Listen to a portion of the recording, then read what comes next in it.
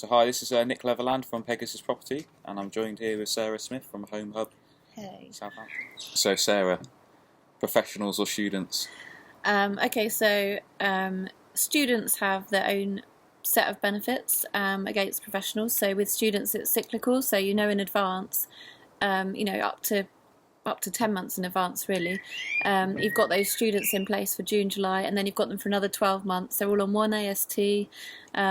There tends to be a lot less management with student lets, because they all come as one. They're like a community. They tend to sort out their issues between themselves. They also pay their own bills, so you haven't got that headache.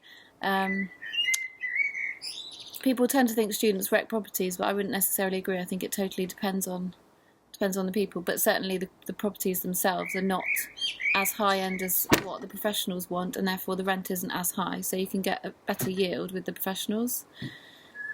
Yeah, so exactly. I mean, that's a bit of a myth, isn't it, about students wrecking properties? I think that if you manage the property effectively and you have good systems in place, which means you're constantly checking on it. For example, we have a weekly cleaner that goes around all of our HMOs, and even if it's a student HMO, we still send the cleaner around anyway, even if it's bi-weekly.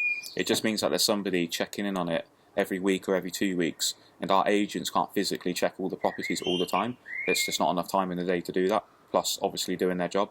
Like filling the rooms, etc. So having a cleaner there to check up on the students is important, but also you can have things like guarantors in place, so students are knobs and break things or cause any damages, at least you've got some sort of insurance in place to protect you from that. But I personally find that the student market in Stoke-on-Trent is really competitive, and I've seen student properties here with like jacuzzi baths in the rooms and just like ridiculous stuff like that, you know, supplying TVs in all the rooms, and it seems like the whole student market around here is everyone's just racing to the bottom just to try and outdo each other with higher and higher standards. But obviously the rents aren't going up, the rents are the same. So to me it seems kind of pointless. Also, house prices in the student areas are very inflated compared to the rest of the city.